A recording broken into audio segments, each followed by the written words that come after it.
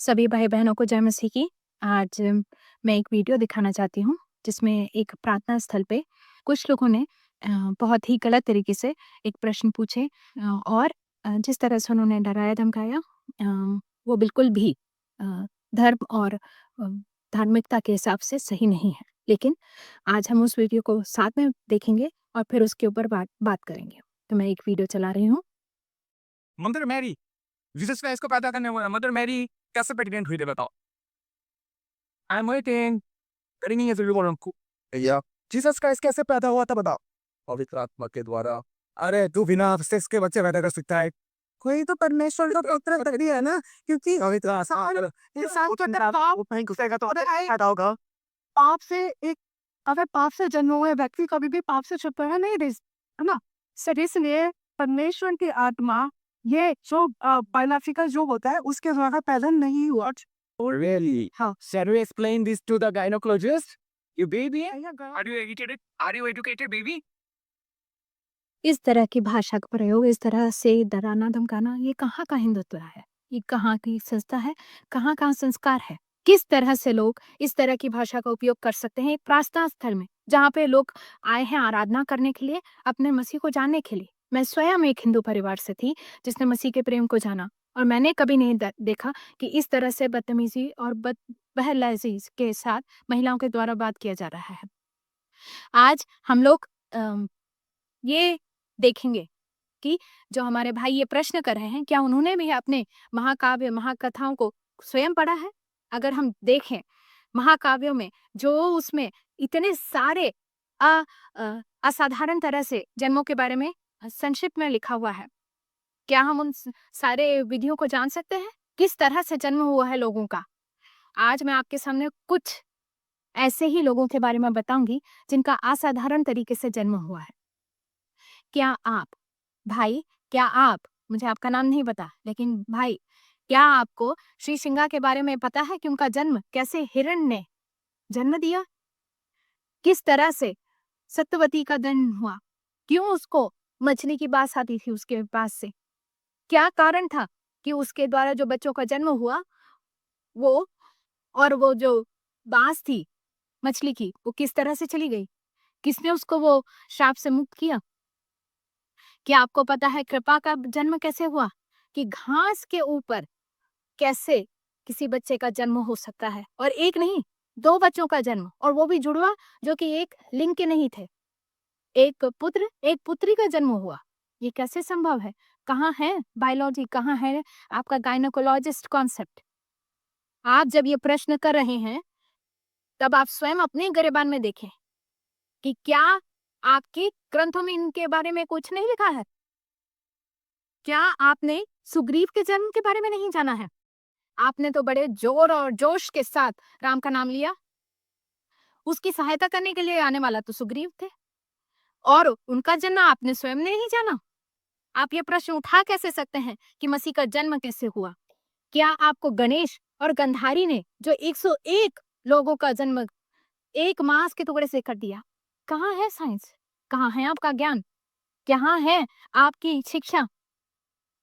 ये सारे तो शिक्षा के विपरीत दिखा रहे हैं। ये कैसे संभव है? अगर आप कहते हैं कि आप हिंदुत्व का जानने वाले हैं, मानने वाले हैं और आप परिपक्व हैं इस विषय पे, तो आपके पास तो उत्तर होने चाहिए। फिर आपको साइंस में क्यों कन्फ्यूजन हो रहा है? कि कैसे सिर्फ मैं शब्दों का प्रयोग नहीं कर सकती जिस लहज़े में आपने प्रयोग किया, लेकिन फिर भी अगर माँ और पिता साथ में नहीं है, फिर भी ये लोगों का पैदा हुआ है। लड़कों ने पैदा किया है, जानवरों ने पैदा किया है, घास ने पैदा किया है, पात्रों ने बच्चों को पैदा किया है। और आप पवित्र आत्मा के द्वारा परमेश्वर के आगमन को प्रश्न चिन्ह से सवाल कर रहे हैं। आज सवाल आपके ऊपर है। आप बताएं कि ये कैसे संभव है? जब आप प्रश्न कर रहे हैं, कम से कम अपने खुद के ग्रंथों को पढ़ना जाने। क्या आप ज्ञानी हैं? जब आप ये एक महिला से जो उस विषय पे परिपक्व नहीं है, फिर भी आपको पूरी सहजता से, पूरे सम्मान के साथ उत्तर देने के लिए तैयार है, जहाँ पे इतने सारे लोग और खड़े हुए हैं, एक ने भी इतना नहीं समझ है कि कैसे महिला के साथ बात करना है। और जब वो जवाब दे रही हैं और जिस तरह से आप उनको नकारात्मक स्वभाव से बात कर रहे हैं, ये तो नहीं दिखाता सनातन धर्म का प्रतीक। आप किस तरह का सनातन धर्म फॉलो कर रहे हैं? क्या आप दिखाना चाहते हैं विश्व को? और अगर आप ये कह रहे हैं कि ये सारी शिक्षा है, तो आपकी शिक्षा पे तो मुझे बहुत सारा संदेह है। तो प्रश्न आज आपके ऊपर है कि आपका जीवन और आप स्वयं कितने ज्ञानी हैं। जब ये प्रयास करने का आपका उत्तर देने का आपके पास संयम हो और आपके पास उत्तर है कि ये साइंस, गायनोकोलॉजिस्ट और ये बायोलॉजी कैसे बन पा रही है कि आप घास के ऊपर जुड़वा बच्चों को पैदा कर पा रहे हैं, तो ये आज समय है आपके ऊपर कि आप इन सारी विषयों पर आप खुद जान पाएँ कि ये सच में है या नहीं। तो सवाल आज आपके ऊपर है भाई, लेकिन मैं ये बहुत स्पष्टता से बताना चाहती हूँ कि ये अमूमन हम हिंदुओं के साथ नहीं देखा गया है। मैं खुद एक ब्राह्मण परिवार से पैदा हुई हूँ और मैंने खुद जाना है ग्रंथों को और मैं खुद जानती हूँ कि उनका व्यवहार ऐसा नहीं होता। तो आप अकेले जो इस तरह से व्यवहार कर रहे हैं, वो सबको रिप्रेज़ेंट नहीं करते। लेकिन क्योंकि आपने ये प्रश्न पूछा है, तो मैं जो स्वयं उस परिवार से बड़ी हूँ, पली हूँ और मैंने जाना है, तो ये मेरा फ़र्ज़ था कि मैं आपको आपकी अज्ञानता के बारे में भी सिखा पाऊँ। तो आप समय निकालें और स्वयं अपनी किताबों को पढ़ना सीखें। फिर अगर आपको प्रश्न आता है कि होली बाइबल में क्यों पढ़ना है, जानना है और ये पवित्र परमेश्वर का आगमन कैसे हुआ, आपको उसके बारे में भी हम बताएँगे। लेकिन अभी आप जो प्रश्न कर रहे हैं, आप उसके सक्षम नहीं हैं और इसलिए ये आपके ऊपर दोबारा आरोप है कि आपने असत्य का आपने श्लोक तो बहुत अच्छे से ही बोल दिया, गायत्री मंत्र, लेकिन क्या आप स्वयं अज्ञानता और अंधकार से बाहर आना चाहते हैं? जो मंत्र बोल रहे हैं, कम से कम उसका अर्थ तो समझ लीजिए। वही अर्थ मैं समझ के आई हूँ और अज्ञानता में नहीं रह सकते, अंधकार में नहीं रह सकते, अंधविश्वास में नहीं रह सकते। ज्ञान में ही हमें रहना है, वो ज्ञान आ रहा है परमपिता परमेश्वर यीशु मसीह के द्वारा। उस अकेले नाम के द्वारा ही सिर्फ पूरे विश्व का उद्धार है। वो अकेला है जिसने हमारे लिए, हमारे पापों के लिए उसने हमारे सज़ा काटी और आज हमें नित्य जीवन अनंत जीवन के लिए भागीदार देने के लिए बुला रहे हैं। तो इतना सुंदर अवसर मैं मेरे हिंदू भाई-बहनों से कभी नहीं वंचित रखूँगी। इसलिए मैं ये सुसमाचार हमेशा हमेशा अपने मुँह से बताऊँगी। ये सुसमाचार है, इसलिए इसे रोका नहीं जा सकता। ये परमेश्वर का सबसे सुंदर वचन है। आज आपके ऊपर ये कार्य है कि आप स्वयं इसको खोजें कि क्या सत्य है और आप अगर अंधकार में हैं, तो मैं भाई आपको भी आग्रह करती हूँ। आप और जो भाई ने हमसे प्रश्न पूछा कि यीशु मसीह का जन्म कैसे हुआ? मरियम ने उन्हें कैसे पैदा किया? तो उसके लिए हमें ये जानना है भविष्यवक्ताओं के द्वारा कहा हुआ वचन।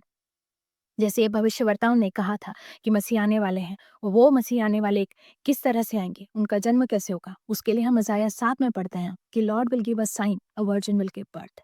ये आम बात नहीं है कि वर्जिन एक बर्थ देगी बच्चे का। ये अनोखा कार्य है, ये आश्चर्य का कार्य है और ये यूनिक है। इसी वजह से ये एक साइन है परमेश्वर के द्वारा कि एक वर्जिन बर्थ देगी बच्चे को। इसका फुलफिलमेंट हम देख सकते हैं लूका की किताब 1 में।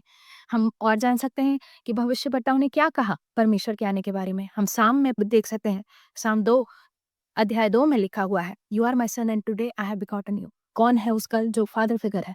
वो परमेश्वर है, पिता परमेश्वर उनके फादर हैं। और अजाया 9:6 में लिखा है कि एक बालक का उत्पन्न होगा। वो एक कुमारी के द्वारा उत्पन्न होगा, वो अद्भुत होगा, अद्वितीय कार्य करने वाला होगा, परमेश्वर का पुत्र होगा, अनंत काल का पिता और शांति का राजकुमार होगा। ये वो परमेश्वर का पुत्र है, जिसके बारे में 2000 साल पहले लिखा गया है। तो ये कार्य एक अनोखा कार्य है। इसी वजह से ये जो the Holy Spirit will rest on the mother Mary and she will conceive and the boy will be fully human and fully God.